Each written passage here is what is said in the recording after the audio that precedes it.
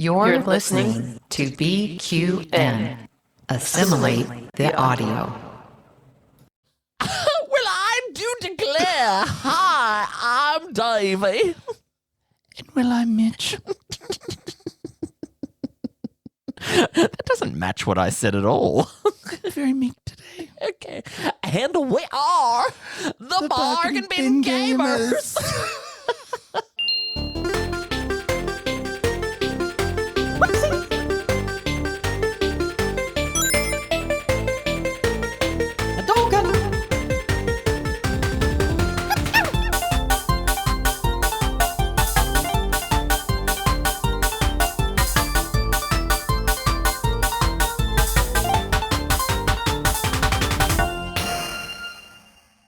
Guys, we're back. I know I say that every episode, but we are back. We're back. Say the next line. And this is the podcast and YouTube show where we put the gay in gaming. Whilst also looking after your hip pocket. We changed throughout the intro. Love that. Yes. Also, YouTube show? YouTube show. Well, I mean, I post the occasional YouTube short. But, you know. Not me reading you already. 30 seconds into the pod. Branding. Look at you with your hat on backwards there. You like it? Do I look cool? They're like, I'm that straight acting gay that. Sorry, everyone. Like, I know we're not doing a video today, but I am wearing my Star Jeans, a sleeveless t-shirt, and a backwards cap because apparently I'm cool. Well, it's Pride Month, and you can express. Oh my God! Actually, wait, no. This is. Hang on. This is Northside you coming out, isn't it? Yes. So for all those following along at home, all three of you, I have moved from the south to the north. I now live in Fitzroy, and as such, I am now vegan. I now chain smoke, and I dress like this apparently. Yeah, and by dress like this, he's got like really funky jeans on that are oversized. I got my brand new Nikes that have never seen the sun. Yep, exactly. He's wearing sort of like a quarter cut tank top, muscle top. It's a box crop as He's got it. Oh, and he just lifted his arm up, and I could smell the lack of Rexona. But anyway, and Davey's wearing funeral attire. You're wearing black on black on black. Very Melbourne. Hey, I got these jeans from the Salvos, so that's real Northside, honey. No. Well, I'm a former Northsider myself. But before we get into any more craziness, I think it's time that we gave a really big shout out to our associate producers. And let me just tell you, they are quite fabulous. There's two of them, Sam Johnson and May M. Still just two, and there could be more. But we love Sam and May. Listen, love you both. Wouldn't mind it being a bigger group. So if you guys want to support. Exactly, all right? This fucking studio doesn't pay for itself, all right? Like us next to the kennel next to us. Exactly. But no, we do love you, Sam and May. Big supporters of the show since day one. But remember, if you would like to keep this and other BQN network podcasts coming to you every single week, why don't you head on over and sign up to be a patron over at patreon.com/BQN. That was so sexually charged. Yeah. And listen, if Patreon isn't your thing, that's okay. The best way that you can help us is by leaving a 5-star review on Apple Podcasts, Spotify, or your preferred platform. It helps others find the show, and also we'll send you a little kiss. Mwah. Wow, that was a big one, actually. I said little. Oh, my God, not with tongue. Give you a big old grandma kiss. Oh, my God. I fucking hate you. Oh, swearing. If you don't come away from it with a fucking big, like, those big stringy drools coming off the top of your forehead. Oh, I know. And some rouge lippy imprinted on your forehead. Oh, my God.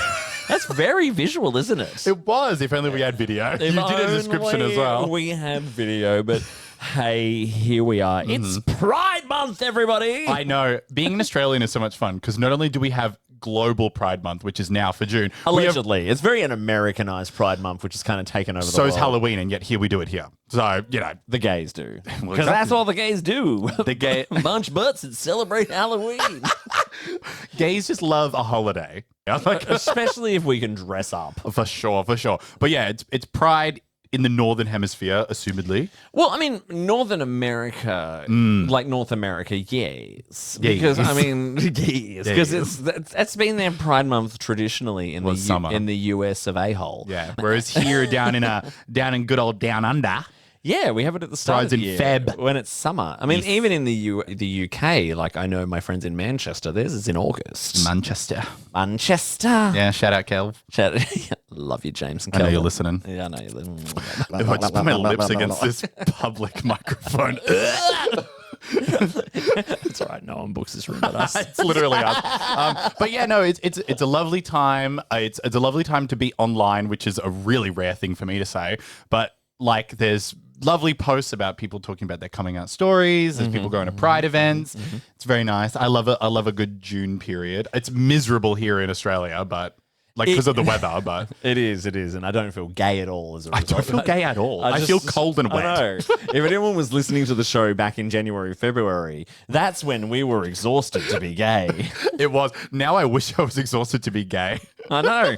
I'm just having a rest. I'm just having a gay rest. I'm hibernating. My homosexuality is A hibernating. little gay nap. But I'm happy that it's Pride Month, and I am kind of happy that it is kind of taking on as kind of a global celebration. Yes. Because I mean, I'm gonna get serious for a moment. I was going to say I'm about to get serious too, so do Let's it. get serious. I'm locked in. Okay, there's a lot of beeping I've got to do right now. Anyway. It's a little bit scary to be a gay man or an LGBTQIA plus person in this world at the moment. Yeah, to I be mean, listen, perfectly honest. I would argue, and this is coming from a cis queer white guy, Yeah, who wears his hat backwards. that being a queer person in this current time is a revolution. Yeah. And I feel like Pride this year It's a revolution. It's a revolution, honey. But I feel like this year I've felt more proud than I have for a long time because there's so much pushback about it. Does that make sense? I feel the need to stick up for Yes, Pride yes. has become It's less- more important. Oh my God, they got Jessie J for Pride this year. Who cares? Not that has actually All happened. about the money. We don't need that money. But it's more like, okay, thank God there's a small event going on at this thing and it's taken off. There's a rally going at this place that I'm like locked in for on like Instagram or something. Like it just seems more important in this current day and age. And I feel proud that it's still a thing. Well, because once upon a time, and by once upon a time, I mean only maybe 2 or 3 years ago, you know. Just how fast the night changes. You'll have to that. probably cut that because we might get copyrighted. I have no idea what that is. But It's One Direction. Oh, okay. No. But, you know, once upon a time, like, you know, media outlets were like proactively including LGBTQIA plus people in their content. And, you know, we could probably post a show like ours without being shadow banned or, you know, receiving hateful comments online. But like the trolls have really come out to play. Listen. And it's just like to exist as an LGBTQIA plus person at the moment is to just have to deal with a bit of hate. Whereas we used to be able to go, no, you're not allowed to say that, you're cancelled. But now people stick up for them and go, no, free speech, they're allowed to be hateful towards you. Well, listen, you're going to have to bleep this, Davey. So, Davey in the editing room, you're going to have to bleep this. Free speech is all well and good, but you can't be a That's just all we're saying. Like, you can have free speech, which is, oh, I think this person is better. I think this politician is better. That's free speech. Free speech ends when it's like, oh, I think you as a human being shouldn't have rights. That's when free speech ends. Because you're not just giving your free speech. You actively believe there's a difference between you and other people, which is not real. yeah. So talk all you want, but your actions have repercussions is kind of what I'm saying. Like, because I'm seeing a bit of a swing back at the moment, which is why I'm really loving Pride, which is like people getting kicked out of bars and like, you know, people not being allowed to go on certain radio stations and stuff because of the way that they speak online. And I'm like, good, as they should, hold people accountable. Yeah, I mean, you can have as much free speech as you really, really want.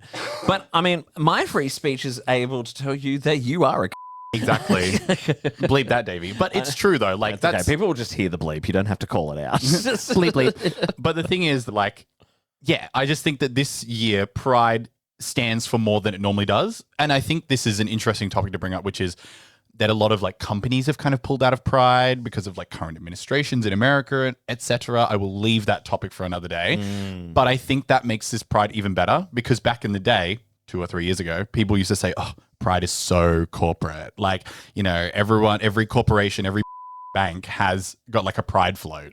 Whereas now they've all pulled out because they want to curry favor with current administration. So now, obviously, it's probably less finance, but it's more of like a people's act. Yeah. Do you know what I mean? So Yeah. for me, it's cooler. I'd rather it be like this. So it's a bit more cool and grunge. I'd accept a comfortable middle ground. I mean, I would accept that maybe people just didn't hate everyone, but here we are. I know, if only humanity wasn't. Jeez, I've got a lot of work to do in the editing room of this one. But anyway, you've been sick. I have. If You've anyone been here, sick? you Yeah. can probably hear me in the background. Anytime I start laughing slightly above an octave, I start basically choking on my own phlegm, which has been so much I fun. know something's been poking the back of your throat and left something behind. Listen, his name's Dan, and listen, if you're listening, you probably shouldn't. Wow. Anyway, yeah. So you've been sick. You've moved. Yes, I've moved. I've been in a transitional period of my life where I've had a lot of free time, which means I've had plenty of time to play lots of games. And why don't you tell dear listener, the dear listener who is listening right now, Me, while I'm the listener while I clean my apartment. you listen to us whilst you clean your apartment. Of course I do. I mean, I always listen to us. Too. I'm my number one Gotta fan. get those downloads up. So you've been unwell. But that's good for you because I feel like you've been challenged. So it's been good for you. I'm so happy. Davey's for like, thank God you've been sick. You can actually play some bloody games. you. Well, actually, yes, because like you don't often have the most interesting stories to tell in this part. But anyway, It's just because David doesn't like Pokemon. what have you been playing whilst you've been sick, Mitchell? Okay, well, I'll get the Davey hate one out of the way. I recently have I've replayed Pokemon Black 2, which is my favorite Pokemon game. It's my number one game, Pokemon Black or White 2. Why is it your favorite Pokemon game? It's Because I feel like I've heard about all your other Pokemon games it is except this the one. perfect sweet spot of when the games were good before they became bad. But okay, not bad. They started prioritizing different things. Elaborate on that. Okay, so Pokemon Black 2 and White 2 are sequels, but they are still on the DS, so they're still like Sprite, which is my favorite type of Pokemon 3DS game. or DS? It's on the 3DS as well, but they're not 3D. They're not made for the 3D hard drive. They're still in like Sprite form. 3D hard drive. 3D hard drive. All right, I don't know how to all right, talk. Granny Bingo. Anyway, shout out. The games themselves are made for people that have time to play them. Now, allow me to elaborate. That's what I asked you to do. But Allow me to elaborate further. So there's I can't remember his name and I can't remember his title. Someone who works for the Pokemon company discussed that they make their games now with the idea that people playing them have less free time. So they make them a bit more like, there's a term like TikTokified where it's like, oh, they're like for shorter people attention span. This game is made for people that play it for hours and hours. And I miss gaming like that. And it's so good. And it's very rewarding. It's just a lot of fun. So I've been playing that. I won't. what about it makes it a game that people want to play for hours and hours? Well, it's not. It's a children's game, but children have free time. So it's fun to play. You get to go through the story. You get to learn about like the whole game is about like, oh, is it good or bad to like own Pokemon? What are the morals of that? Which is kind of like heavy stuff for like a 9-year-old, but it's great. But like the game just has the charm of an old game. You know, when you pick up an old game and it's like, there's charm to this because it was made for long playtime. It's not like the Subway Surfer of video games. Yeah, I think about that in terms of maybe like what sort of like early 2000s Xbox 360, maybe, or even earlier than that, like PS2 original Xbox gaming, which was just and this golden era of just like warts and all gaming that was just here to be fun to play and not to milk money out of you. Well, yeah, this thing outside of the purchase price of the original DVD-ROM. This would have been a purchase price, but even now, I'll give you an example. You said warts and all. In this game, they've missed a pixel in every battle. So when you go into a battle, there's a pixel that's dead in the screen. And they wouldn't update it. But of course they wouldn't because it was sold as a hard cartridge. There's nothing to update. So, but that's what I'm saying. Like warts and all, whatever it is, it came out and it's just beautiful. The music's amazing. I'm just like, wow, they don't make games like this anymore and I miss it. So anyway, I'll stop talking about Pokemon. Because I'm looking at Davey's face. Why break the habit of a lifetime? However, moving on to something slightly more interesting to Davey and the one listener. Because I've been so ill, I've been out of work, so I've been hanging out of my new apartment. And I was still like, has a job. I still have a job. I've just been not working. But I was like, what am I going to do with my spare time? And I logged into my PlayStation account that I keep paying for, but I barely use. Oh, PS Plus? My PS Plus. Wow. And I had a look, and they had the Arkham collection of the Batman games. And I'm a big Batman fan. I think Batman's like the coolest superhero because he doesn't have any superpowers. I think he's awesome. Same sis. And I bought the Arkham collection for $85, which is 3 games. 3 very good games. 3 very good games. Arkham Origins, Oh, sorry. It's Arkham Asylum, Arkham City, and Arkham Knight. They're the three that it comes with. Yeah. Origins is like Origins was made by a little different developer, I'm pretty child. sure. It's still good, but it's not as good as the others. Yeah. I'll just say. So I kind of took a trip down memory lane and started playing them. I've already beaten Arkham Asylum and I'm on to City. They are so good. They are really, really good games. And they hold up so well because really like do. Arkham Asylum is, God, when did that come out? That is like 2012, that is like, 2014, yeah, I'm going like to say. more than It was kind of like how we talk about, like, what am I trying to say? It's almost like how we talk about Assassin's Creed. 2009. 2009. It was an amazing game of 2009. But I would argue that Arkham Asylum was like a pillar of gaming, kind of like how Assassin's Creed and Breath of the Wild kind of revolutionized their types of games. Arkham Asylum was like, this is what you can actually do with this type of game. Whoa. And I feel like combat in games has really stood on the shoulders of it. Combat, yes, Assassin's Creed and Arkham Asylum definitely created a combat style with the whole parry kind of functionality, which has really been copied many times. The Arkham games have like that free flow where it's like you can like combo into people, and I've seen that in other games, but also even just like in the design of the game where there's like little side missions on when you're on the route. It's not a sandbox game because when you're in Arkham Asylum, you're on an island at Arkham Asylum. It was a little bit more Metroidvania, wasn't it? It was, yeah. That's actually a really good comparison. But I played through that. Thank you. What a fabulous game. Shout out to Mark Hamill, by the way, for voicing the Joker. He is literally perfectly cast. You know he voiced the Joker for a long time before. I didn't know that because I'd never seen the animated show. Yeah, the 90s animated series. Yeah. When people always say, who's your favorite Joker? I'm like, Mark Hamill. True. Honestly, he is literally perfect. But yeah. Unfortunately, Arkham Asylum ends in kind of like a wet fart of a end. I don't really love the ending of that game. However, I'm at the perfect middle child, which is Arkham City, which is my favorite of the trilogy, and I'm currently playing it. It's so fucking good. It is actually like one of the best games I've ever played. Yeah. But I also really enjoy a wet fart, so I don't know why No, you're you actually... don't. The benefit of this as well is that I get all the DLC with it. So I've been playing through some of the little DLC side content. Wow. What a game. So I'm really excited to get into Arkham Knight. I remember playing Arkham Knight and absolutely loathing the Batmobile sections. So I'm interested to see if my opinion will change.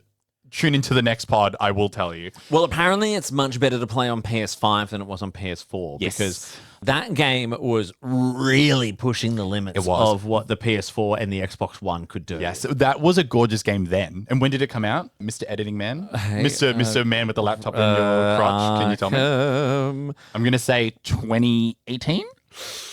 Batman Arkham Knight. Lock it in, Eddie. I am going to 2015. Damn it. Damn, they really made it work. 2015 was so long ago.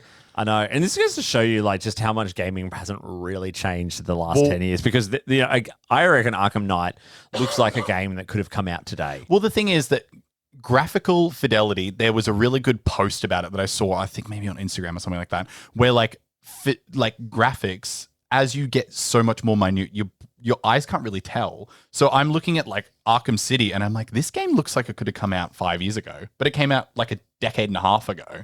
And so I'm just like, do graphics really matter? No, they never really have. So, I mean, maybe for Batman because it's so stylized. I think it's a pretty stylish game. So I think the visuals are obviously important, but yeah, and maybe that's a whole podcast. There's an argument to be had. There's a whole podcast topic in on itself. Yes. But yes, it definitely you could play that game today and still feel like it's a game that was released in the modern era. I For feel. sure. I'm really excited to get to Arkham Knight because it has my favorite Batman villain, Scarecrow. I love Scarecrow. So I'm excited to get to that, but I'm soaking in City and it's so good. Like all the Riddler like trophies and things to try and get, the freeness of the game, it's really good. So, but anyway, enough about me. Davey, what have you been playing? I'm so glad you asked. He was sitting there just waiting for me to be done. When can I talk about me? Funnily enough, he was just like, oh, you only ever talk about Pokemon. And then I talk about something else and he's sitting there, TikTok, hurry up. Wasn't like that at all. Jeez, I think that's more a you thing than it is a me thing, and Okay, well, maybe you we just need to unpack that at some point. You start talking and I'll do what you did. Impossible for you because you hang on every word I say. Shut up and talk. I've also been a little unwell. Oh, thank God. I had a couple of days off work this week because I was all right. We all have to hear that nonstop. You're making fun of me for being I've also ill. been playing a Batman game. I've been playing Lego Batman Legacy of the Dark Knight on the PlayStation 5. That's been my little comfort food at the moment because it's just the Lego games are just so easy and so chill, and there's a moderate amount of challenge to them. But like you, Batman is my favorite comic book superhero. See, we have great taste. Yeah. My question for you, I've never played these games. Are they like the movie? The Lego Batman movie? Have you seen the movie? I have, Because yes. they are very funny and very referential. So I'm wondering if the game has a similar tongue-in-cheek. The Lego games are always tongue-in-cheek and a little satirical of their source material. As they should. In general. The Lego Batman Legacy of the Dark Knight, I mean, there have been Lego Batman games before. Crankshaft. And this one is like a full fan feast of like everything from like original old school Batman through the Tim Burton era, through the Joel Schumacher era. That's the gay era. The Joel Yes. Schumacher era. Yeah, like Batman and Robin and Batman Forever. My gay awakening was Robin. Many people was. Through to like, the Christopher Nolan trilogy and all that kind of stuff. But it's just fun because I mean I'm a big fan of that late 80s, like the campy. the 1989 Batman. Is that the Adam West? No, Adam West is the 60s stuff. Michael Keaton was the 1989 Batman. When was George, who's the guy who does Nespresso? George Clooney. That was Batman and Robin. yeah, there we go. Yeah. Because they recast him between movies, didn't they? They did, yeah. Yes. So there was Val Kilmer. There were, yeah, exactly. Michael Keaton was Batman Returns, directed by Tim Burton, and then the direct sequel to that, which was not directed by Tim Burton, which was I think when Joel Schumacher came in, which was Batman Forever, which was when it became Val Kilmer, Yes. and that introduced Chris O'Donnell as Robin. And then they recast him again for Batman and Robin, which was But they kept Chris O'Donnell. George Clooney, but kept Chris O'Donnell. Thank fucking God.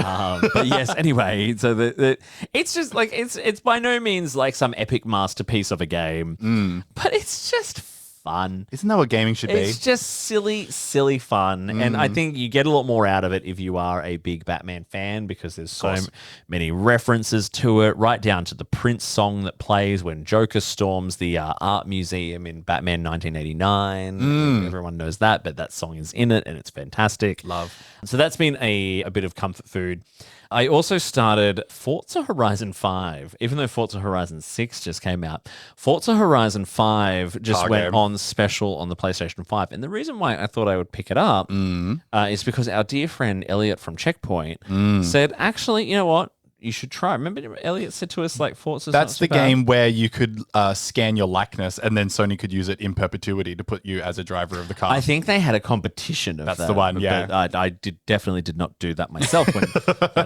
Anyway, that was only in the last couple of days. And it's a bit of silly fun. I've actually, it reminds me a lot of a game I used to play back on the Xbox 360 called Test Drive Unlimited, which is like kind of a big open world sandbox racing game. So anyway, only a couple of days of that. I've been diving into a couple of demos lately. So I played the demo for the new Star Fox. Yes, of course. remake. You have been sending me lots on Instagram. Yes. Love it. Which I'm excited to play it. which is a demo with the second level. I really, really liked it. I think that the presentation of it is kind of like what 12-year-old me remembers Star Fox 64 being like. Listen, I've not played the game and I've barely seen anything about it. I can only imagine that will be the target audience. That is the whole point of this remake, is to instill that feeling. Do you know what I mean? And you know what? And Nintendo, shut up and take my money, because how they work. I had a lot of fun with it. Although, dear listener, if you played the original, you'll know what I'm talking about. Like, there was a charm to the audio in the original, because there was voice acting in the original, which was not common on the N64. Do a barrel roll. Because the N64 cartridges couldn't really handle it. You had to just like super compress the voice acting. Yeah. So there was heaps of voice acting in Star Fox 64, or Lilac Wars as it was called here in Australia. What does that mean? What's a lilac? Well, let's not get into it. And like, I kind of miss the compressed sounds of the voice, like Slippy here, I'm okay. Now it's so like crystal clear. Slippy here, I'm okay. There's this the boss at the end of the second level where you fight this big starship and there's this guy yelling at you the whole time. And I feel like they just haven't recreated like just the dramatic oomph of the original where like you blow up this ship and just before it explodes, like the guy in his little compressed voice is like, I can't believe I lost to this scum. Like, it's so OTT. You really acted with your face there as well. You were really selling it. You're welcome. It was so OTT in the original, but I just felt like it was a little bit underplayed. Oh. Like they said, They were just "Hey, kind of reading a line. can you tone it down? Because we split people's eardrums with the original." Kids grew up fine. Yeah, and you know what? If you're listening at home and you played it, you know exactly what I'm talking about. Also, if you're a regular listener, you're used to having your eardrums blown out by us. So Yes, don't even worry yeah, about it. Yeah, that's right. We'll fucking blow them out, mate. And I also played the demo for Kingdom Hearts 3 because the Kingdom Hearts series is coming to the Switch. Love. Which The Switch is really just getting everything. it's so good. And so we'll talk a little bit more about the Kingdom Hearts series in a bit. Yes. But I've never actually really played the Kingdom Hearts series. But Neither. I enjoyed my time with the demo for Kingdom Hearts 3 and the actual full game, which is a game that's like 10 years old, by the way. But what I've actually been playing a lot of, now that I can get to that, because I wanted to leave this till last, I've been playing last year's Assassin's Creed Shadows. You have. Yeah. So I got the Switch 2 version because Yes. it went on special. It was only like $40. And look, We've harped on a lot about this on this show in the past, and that is, okay, cool. It's a AAA PS5 Xbox Series X game on the Switch 2. They've ported it over. They've ported it over, and naturally, graphically there have been some trimmings around frame rates, which doesn't really kind of bother me that much, and texture detail. You're joking. We've never mentioned that before. Yeah, and look, and it runs quite well, and I've actually played over 50 hours of it. Wow. And do you know, have you played Assassin's Creed Shadows? Because I know you're an Assassin's Creed fan. I'm a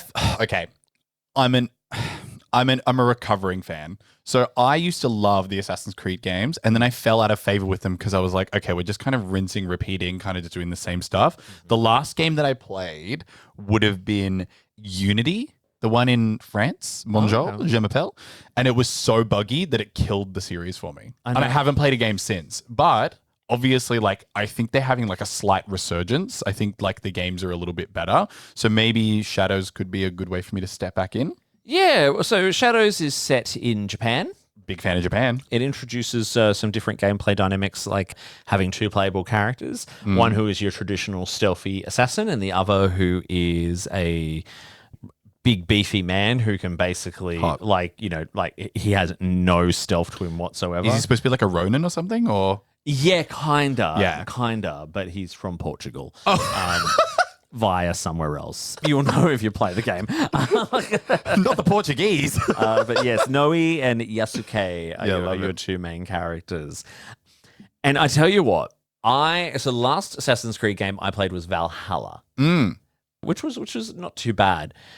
But I swear to God, I have the biggest love-hate relationship with the Assassin's Creed franchise. Well, maybe I'm speaking solely for myself. Assassin's Creed's basically been there my entire gaming life. So I've seen it rise and fall and now seemingly maybe rise again. So I'm kind of like, all right, what now? Yeah, well, I mean, I feel like it peaked with Black Flag. Oh, for sure. I'm still obsessed and thank God they're releasing a redo. I'm so excited. I know. Because there's a few things, right? So the controls shit me. Well, you are playing on Switch. Well, I mean, that shouldn't matter. I guess you've got a Pro Controller. No. Controls have shit me on every version of Assassin's Creed. Yeah, fair. The controls in the Assassin's Creed It's never going to be franchise Assassin's Creed 2. have always felt so heavy and so clunky, and it is buggy as classic Ubisoft style. Well, it's because it's not like free flow combat like we're talking about in the Arkham games. It's like press a button to parry, and I'm like, but there's no gameplay to it. You just basically tap the button until someone swings at you, and then you win. Yeah, and it's so there's no real game, is there? It's weird stuff like that. It feels like you can just. A fight feels unfair a lot of the time, right? They have literally no way to win. You have every way to win. Well, no, not even that. No, I feel like, me on behalf of the player, I feel like I die unfairly. Oh. Okay. Wait till I make my point before you're jumping. Sorry, I'm just Ubisoft hater, apparently. Sorry. But like, I'm still addicted to it, and that's the weird thing. Like, let's just say it's like this weird love-hate relationship with it because they frustrate the. Like Anthony, my darling husband, has just gone, why are you playing this game? Because I'm so often sitting there going, fuck, stupid, fuck. Oh my god, good luck bleeping that, by the way. There's going to be a blank part of the pod. And the other thing about the Assassin's Creed games is just how bloated they've become. Well, yeah, there's that classic image, right? I think it's from Odyssey, maybe, where it's like the world map and there's like a million quest markers on it, and it's like, oh my god, what are we doing? Like, I know, and I think about a conversation where you and I had once about like, you know, the Breath of the Wild open world, which was like the reason why that game is such a revolution is because it is a genuine open world. Go wherever you want, do whatever you want, and explore. There's no markers on anything. There's no markers, but also the open world is not gated in any way. There's no levels or anything. Leveling up. There is grind in the Assassin's Creed world. That is like oil and water to me. Assassin's Creed should not have grinding in it.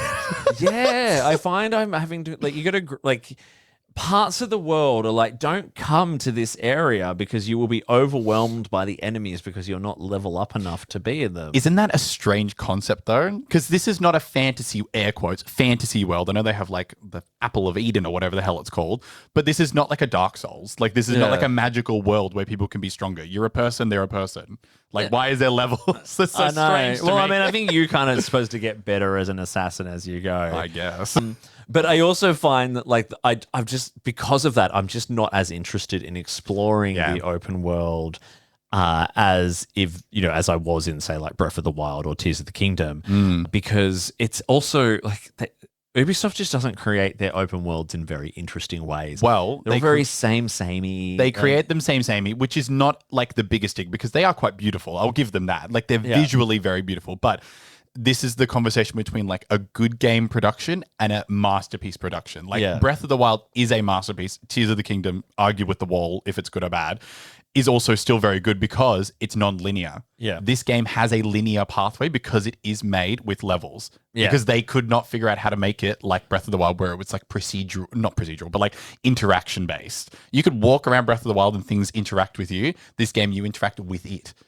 And you have to have a level. So it's almost like a high school version of a university game. Look on the map and it's like, oh, okay, go here and there's a question mark there. I'll go to that question mark and unlock a new area. And, you know, in that area will be the same sets of activities that are in every single area. Whereas Breath of the Wild is like, hang on, what's that over there? Like something catches your eye. Like, what's that interesting thing? What's that interesting thing? Okay, there's a whole bunch of trees over there, or there's a mountain I can climb, or what's that shining light at the top of that mountain? Is there something at the top of the hill? Like, it's I unfortunately, as much as I enjoy playing Assassin's Creed, like this game, after having not played one for a few years, reminds me, wow, they are still just rinsing and repeating a very tired formula, which, as I say, peaked quite significantly with Black Flag, where it was a bit more open. It was very open. You just sailed to a random place. I loved like that. They unlocked a secret code of exploration in that game because that's what it is. Yeah, that's what it is. It's the feeling of being free. Yes. You're not free in this game because you've got a quest line to do every second. I know. So. But it's all these complaints aside. It's, you know, I spend $40 on it and I'll finish the damn thing. I mean, $40 is not terrible for a AAA game. Yeah, and it's, you know, it's great to play in handheld mode on the couch. Does it run all right in handheld? Yeah, it's fine. It's fine. You know what I mean? Like, I am sometimes wondering, okay, does the heaviness of the controls, is that because of the 30 frames per second on the Switch 2? And then I'm like, no. Assassin's Creed has always felt like this. Yeah. Assassin's Creed has always felt a little clunky. Yeah, always a little clunky. Always sometimes feeling like the parkour is not parkouring the way it should when you want it to parkour. Remember 2011 and parkour. Oh, it's just parkour. Hardcore parkour. But anyway, I've sunk 50 hours into the fucker. And so good for me, I guess. But is the setting good? I feel like having Japan, I remember back because I was such I'm learning a lot. Yeah, well, I remember when I was an Assassin's Creed fan back in the day, everyone was begging for Japan, and they made this like side-scroller mobile game back in the day that I think might have also been called Shadows. That was set in Japan, and everyone was like, "That's not what we want." So now it's kind of like they've given the people what they want. Is it like a great? It is. It place? is. I quite like the characters. I quite like the lore in it and the history in it. Assassin's Creed, they will always kind of let you know, okay, not everything is historically accurate, but they do use a lot of historical facts in how they frame the game. Like it's set in a period of time during a 200-year period where Japan was completely isolated. Oh, it's the isolation period. Self-isolated from the rest of the world, apart from some interaction with the Portuguese. The Portuguese who brought guns. Yes. And that's Look at me. That's a big storyline in it. Oh my God, look at me. They're called Tepo. And there's references to the Chinese in it because, I mean, obviously they were aware that the Chinese were there and there's some art and some Chinese influence and all that kind of thing. So yeah, there's some definite learning that is a part of it. So I think, look, Assassin's Creed, I can see why they're bringing back Black Flag. Yes, because it was the peak of the franchise, honestly. And because it's barely an assassin game. I don't think executive leadership, Ubisoft, knows how to give creative license to their developers to go, hey, let's try and maybe do something different to what we've been doing for the last 20 Do you know what it years. is? And all they do is introduce a different character who's basically a tank. And a different country. They're just like, let's do it in Australia next time. People can use boomerangs. It's like, okay. And here's the thing. I barely play as the big tank character because that's not why I want to play Assassin's Creed. Yeah. I want to play Assassin's Creed to sneak around and make really cool, like pick off all the people in the compound one by one, to reach my goal and feel really smart and clever about it and to feel shit if I accidentally get them all, they all figure out where I am. But the thing is that like they're obviously trying things, which is I like, because we're arguing that Black Flag is the best because they tried something different. And this one, they're trying something new and it obviously fails. But what's happening is they're obviously have their creators, but they've obviously got the suits at the top that are being like, we want this, we don't want this. What you need to do is just throw some money at some artists and then review it at their end, like when it's done. But they're never going to do that because it's Ubisoft. It's like a big gaming company. It's like asking EA Sport to not make a bloody FIFA game. Like they're going to do it. This is a really long conversation about a game that came out over a year ago. And your end conclusion to it is, should we buy it? Or there's part of me wishing like, oh, would I be enjoying this more in the PS5 or not? I don't know. Yeah. Is it more expensive? I can imagine. No, apparently it's the same special on PS5 at the moment too. Like, so down to about $40. But, in handheld mode, love it, having a good time. I don't dislike it. I clearly am enjoying it. But it's also... It's like I'm revisiting this old friend that is still essentially, apart from a couple of different bells and whistles, the same game that I was playing, 10, 15 years ago. Yeah. And that's all it is, right? Familiar friend. And it's familiar, but also I just kind of was like, oh, geez, it'd be nice if they did something a little different. But anyway, I want to move on to our next topic, which is gaming news of note. Yes. Gaming news of note, which I don't have a sound effect for. Gaming news of note. It's the note of gaming news. Can I just say? Can I just say? Do. Can I say? Yeah, go on. I'll say. Gaming's back, baby. I think it's back. Gaming is back. Woke is back. Gaming's back. Woke never left. Woke never left. And gaming is back. 2026 is shaping up to be one of my favorite gaming years in forever. I'm just looking at the top list and I'm wondering why you're saying that. I'm like, oh, there's that top thing. Anyway, we'll get to it. I agree. I'm going to mention it last. I agree, Davey.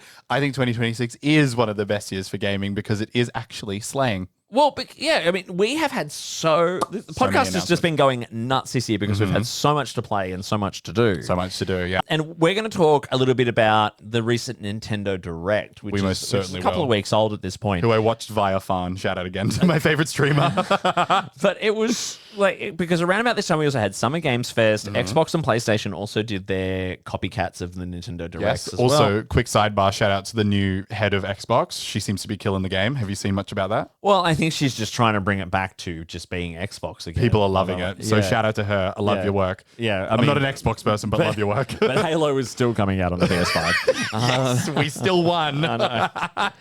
But It's about the games again. Yes. That's what it is. Yes. It's about the games again.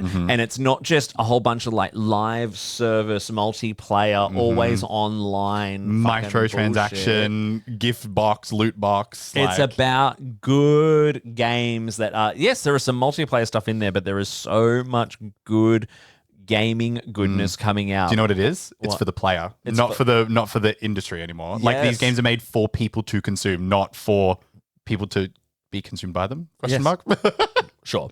Or to keep spending money on them. But unless we talk about DLC like I'm about to. So Nintendo Direct, I was just blown away by just the sheer amount of gaming goodness that came out from this.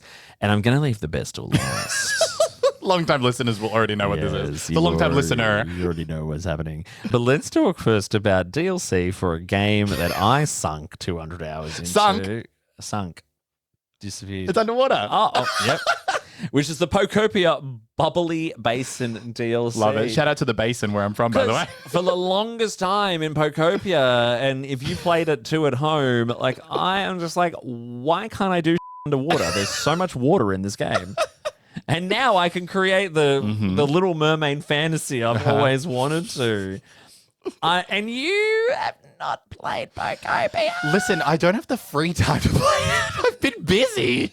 I probably should have got it while I was sick, honestly, but... I know. Well, I mean, I've definitely fallen out of the routine. Of course. Well, you're not on as much of a break. Like, I feel like Pokopia is a game where you have nothing to do when you are. It did come out around the time of the wedding, and then when I went on holidays for a whole month after the wedding. So that game is meant to be played for people that do not have a social... Oh, actually, I'm going to pull that back. That game is made for people that have a lot of spare time.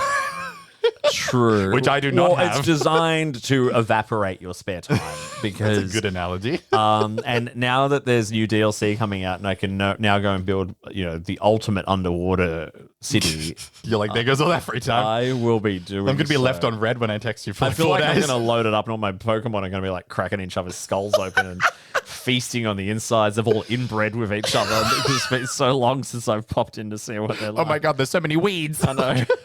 That's Animal Crossing. I know, I'm quoting someone. So funny. But I'm excited about that. I'm also actually curious about this next one, which is Xenoblade Genesis. Have you ever played the Xenoblade games? No, you haven't. I haven't. However, I have heard about this one, and apparently it is phenomenal. And I want to play it because, not to bring it back to the same thing every time, people keep saying this is what Pokemon should be like, but like cartoony. Yeah. And I would love to see like kind of what the hell they're talking about. Well, I mean, there's no monster collecting or anything like that. I know.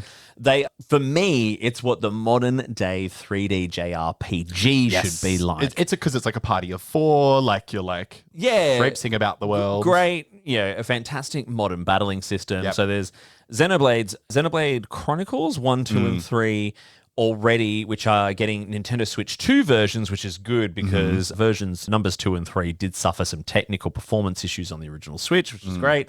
They're very visually demanding, these games. They're quite like, there's a lot of textures, there's a lot of worlds that it has to generate, right? Yeah, I mean, the epic JRPG 3D worlds, and they look stunning. They look beautiful. Super excited to see that there's Switch 2 versions coming of 1, 2, and 3. I played the original, so Xenoblade Chronicles 1 during lockdown because they're big games. Yeah. They are big 100+ hour to finish the main story. Classic games. JRPGs. Yes, yeah. But they're great. They're really interesting. They've got fantastic worlds. Like the world building in them is exceptional. And I've always been really happy to lose my time to them. But the big thing about this was Xenoblade Genesis. I think Squaresoft has got a little bit of a role to play in this. I can't remember what it was, but Do you mean Square Enix? yeah. Squaresoft? I was like, who's Isn't that Squaresoft? what they were originally called? I don't know. Yes. So Xenoblade Genesis is a new beginning for the Xenoblade series coming to Nintendo Switch 2 in 2027.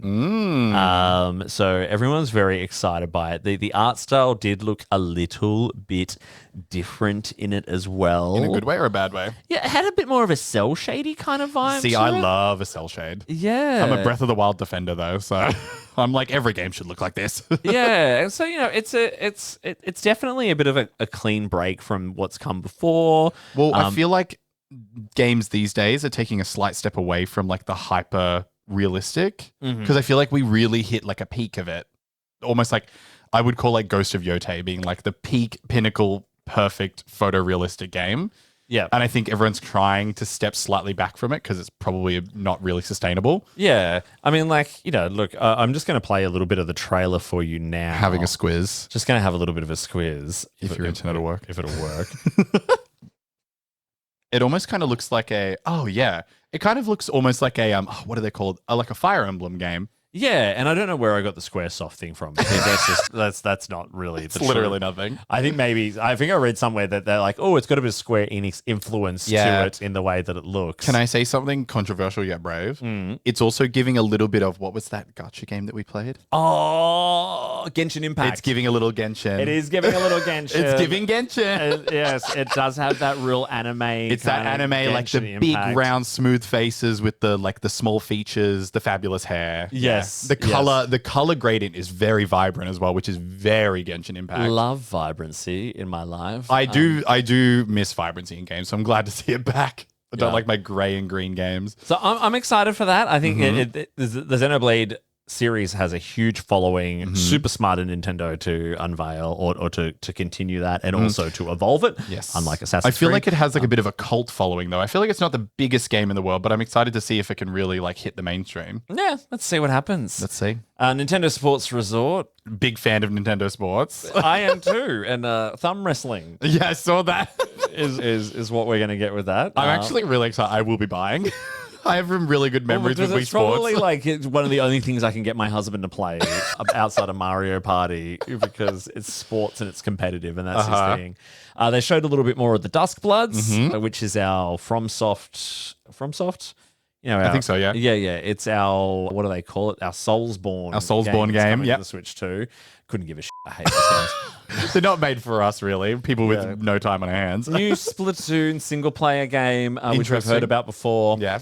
One of the big announcements was that Kingdom Hearts 4, along with all of the HD versions of all the original Kingdom Hearts games, coming to the Nintendo Switch 2.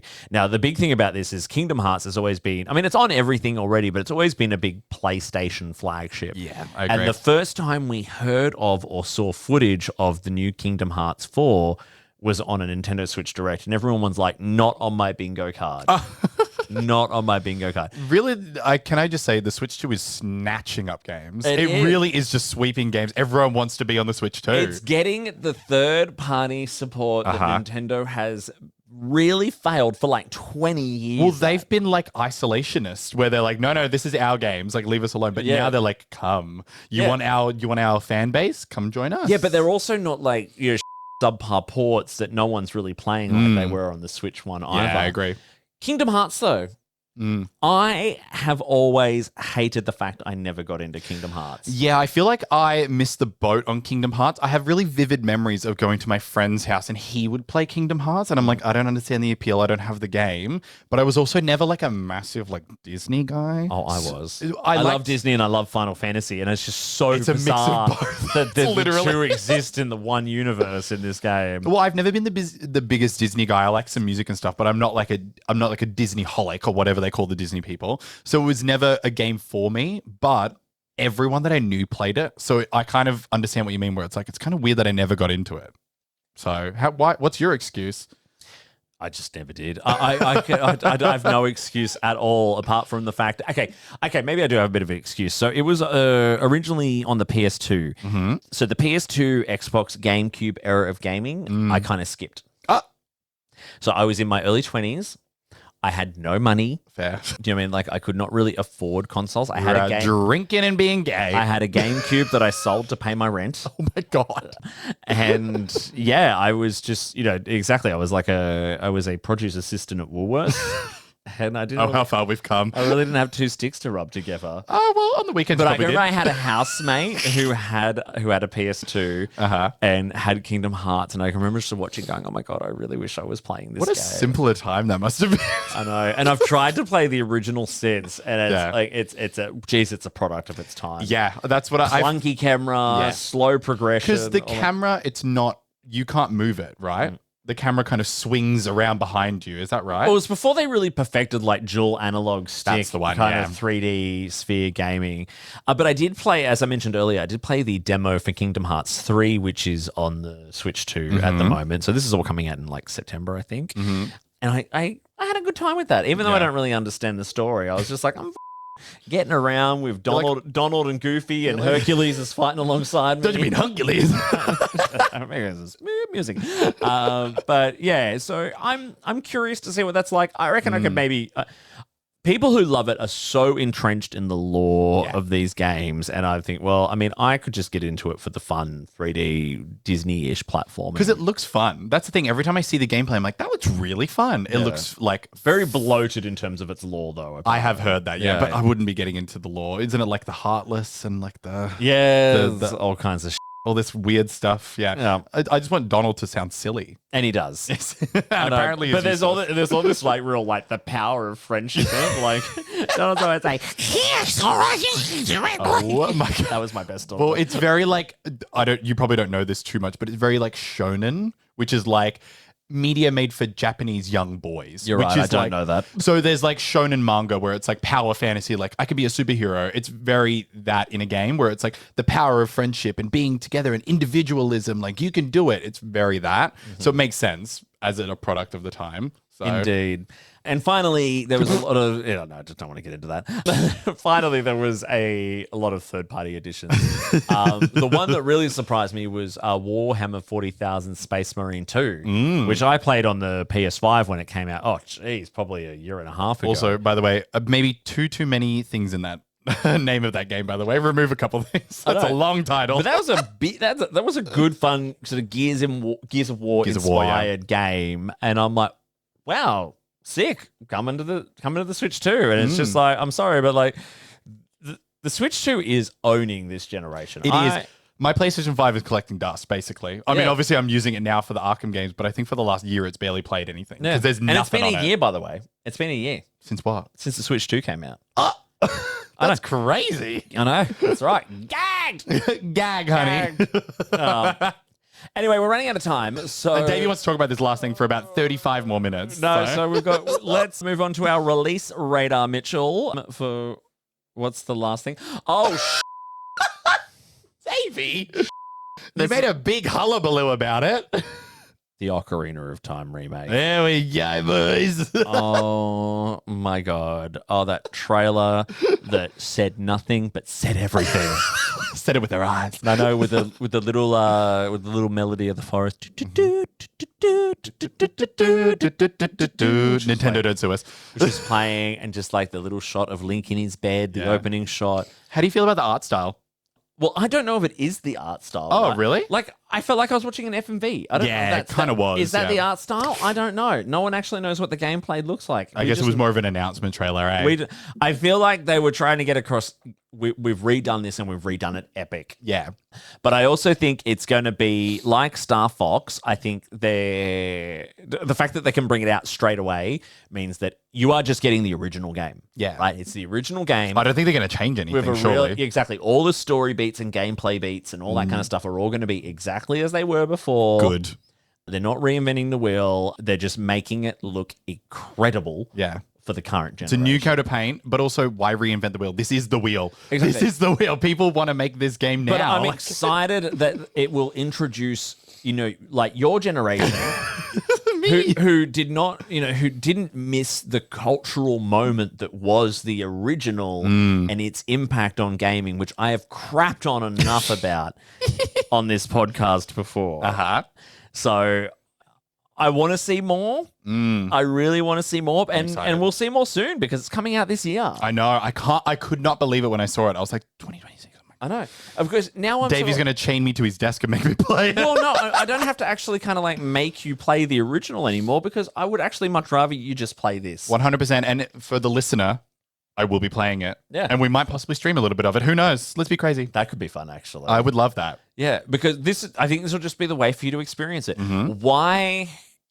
Why make someone who didn't experience the original try to experience it now with modern sensibilities? Whilst I can still appreciate it for what it was, like it will never mean anything to someone like yourself because you you got to experience gaming when it had already advanced much beyond it. Yeah, it's like, you're exactly right. But the story is still incredible. Well, that's the thing. Like, the story was never up for contention. It's how it looked and how it played and the modern conveniences and the updates that I have always been accustomed to that this game would not have. So, like, the nostalgia wouldn't buff out those hard edges. I would just have to deal with them. So now I get to experience the game in like a slightly more preferable way. My one question to you is, what art style would you like it to be? Would you like it to be Breath of the Wild cell shaded? Would you like it to be like Twilight Princess, a little bit edgier? Like, if you had to pick an era, what would it be? I feel like it needs to be edgier. Yeah, so like Twilight because Princess. there is a darkness to this story. It should not. I don't think it should be cartoony and no, I don't think it could. No, and I think from what we saw in the trailer, I think they were trying to say like, no, this is the treatment and that you should expect for Ocarina of Time. Good. For the story that it is, the epic story that it is, the darkness that comes along with it. It's literally like, because correct me if I'm wrong, but isn't it like literally like the moon is going to kill everyone and you constantly That's Majora's Mask. Oh, I'm a bad fan. Anyway, let's move on before I get talking about it forever. Release radar. Yes. So we've got a lot coming out. Big fan of the first one, by the way. Destroy All Humans. Loved Switch that game. 2 edition coming out June 23. So pretty much right as this episode drops. Yep. I never played Destroy All Humans. Loved it. Oh, okay. One of my favorite games as a kid. Could be worthwhile having a go of. Yes. Well, it's just a game where you play as like a weird alien and you kill people. Yep. Nice. Very fun. Devil May Cry 5 Hunter Edition coming to the Switch 2 on June 23 as well. Love the Devil May Cry games. So. Never really got it, but I imagine they're very kind of like Have you played Bayonetta-ish? Bayonetta is on the shoulders of this. It's very that. This game is good as well because they introduce a new character in it, so there's like a slightly different play style. If you like Bayonetta, you'll like that game. Nice. Well, looking forward to that. Wonder Stop, probably coming out on everything on June 23 as well. From the creators of Stanley Parable, which I know is a popular indie game, which is a cozy game about tea, is all I could really find on that. Not what that's about, but go on. I know, anyway. Deltarune Chapter 2 for fans of Undertale. So Deltarune Chapter 2 coming out on June 24 on everything. I know you're a fan of Undertale, but have you played Deltarune? No, I haven't. Okay. Oh, there you go. Which is weird because I don't know, it just never clicked with me, but I'm sure it'll be great. And the next one, I'm surprised that this is still a thing. Dead or Alive 6 Last Round on June 25th coming to PS5. Is that Xbox. the bikini boxing game? Yeah. It was well known when they originally came out on like PS2 and Xbox for the jiggle physics. Yes, that's what I remember. Yeah. That's so fun. I can't believe that series is still going. I know. June 25 as well is also when Star Fox is coming out, but we talked about that last time. Attack on Titan 3, I'm guessing based off the anime series. I can imagine. I've never played the games. Coming to PC, PS5, Xbox Series X, and Nintendo Switch 2 on July the 1st. Avatar Legends, which is a fighting game, coming to everything on July 2. Been seeing a lot of that online. It looks really good. Rhythm Heaven Groove on the Switch on July 2 as well. Moonlight Peaks on the Nintendo Switch and Nintendo Switch 2 on July 7. And finally, July 9, Assassin's Creed Black Flag. Don't say that. Black Flag Resynced. Happy Pride, everyone. PC, PS5, and Xbox Series X. And yeah, I saw some of the initial playthrough impressions on IGN the other day, and I'm like, every time I'm getting frustrated with Assassin's Creed Shadows, I'm like, well, this could be my future. And I'm excited for that. So yeah, we won't say much more, but we will end up with the bargain watch list, Mitchell. Bargain watch list. We haven't done it in a while. Davey's made a table for us to read through. Well, I just want to cover off because it is end of financial year in great Australia, time. and I just wanted to I did some research this morning to look at some bargains that you can get because all the big retailers are having their end of financial sales right now, and we are the Bargain Bin Gamers. We're here to look after your hip pocket. We like to talk about your hip pocket. So JB Hi-Fi has got quite a few specials on. They did have a big PlayStation sale, which will unfortunately finish before this episode comes out. Sorry, everyone. But I did notice they still have some good specials on until the end of June and into early July. One thing of note, I noticed if you need an extra PS5 controller, you can pick one up at the moment for $84, Mitchell, which is a $35 saving, which is actually pretty good if you need an extra controller. Completely forgot that you had to spend $120 on another controller. That is absolutely bonkers. I know. So if you've been thinking, I need another controller, now's the time. They've also got Ghosts of what? Ghosts of Yote. Ghosts of Yote currently for $79. That's actually a pretty good bargain. You're saving $30. I haven't played it. I've just seen it. So that's actually pretty interesting to me. I might go and pick it up. I was much more impressed with the EB Games sale, Which is rare to say. No offense, EB Games. No, well, I don't think I've bought anything in an EB Games for years. I'm a JB Hi-Fi supporter. Like, yeah, I'm more a big W man. But anyway, EB Games has got like 50% off heaps of stuff. That's awesome. On the Switch too, they've got Kirby Air Riders and Hyrule Warriors Age of Imprisonment for only $54.97, normally $109.95. So Hyrule Warriors Age of Imprisonment is actually pretty good. If you like that kind of like, what is it? Like, what's that game that it's based off? Conquests? It's where you Dynasty Warriors. Dynasty Warriors, that's one, sorry. Yes. Yeah, it's very that. Same thing with Metroid Prime 4, which is still a very brand new, very good game. That is 50% off, only $44.97, which is normally $89. And Doom: The Dark Ages on the PS5 is only $59.97, normally $119.95. And look, go check out the website because there's actually heaps more on there. And finally, good old Big W. I mean, so Big W's got their toy sale on at the moment for end of financial year. For anyone international, in Australia, we do something called a toy sale for end of financial year that a few of like the big ones do. And it's basically them just selling anything to children. Yes. It's an excuse to get children to beg their parents to go and buy them things. The only thing, I mean, so I was looking at the website this morning for Big W and I'm like, just like going to a Big W store, it was absolute all over the place. It's all over the place. But I did note they've got some specials on consoles at the moment. So PS5s are $100 off, $70 off Switch 2s, $130 off Xbox Series X, and you can get a couple of specials on the OLED Steam Decks, $11.45 for the 512 gigabyte, or $12.80 for the 1 terabyte. So they're about 10% off, which isn't too bad. But yeah, get on out. If you want to find a gaming bargain, now's the time to do it, especially for the next maybe week and a half. End of financial year. End of financial year, especially go bricks and mortar. I mean, there are digital specials as well. Don't get me wrong. They're just not as like, they're not as enticing because their point of end of financial year is to get you in the store to buy. Exactly. So they don't have as much stock to count. Yeah, exactly. When they've got to do tax. My God, is that what it's for? Something along those lines.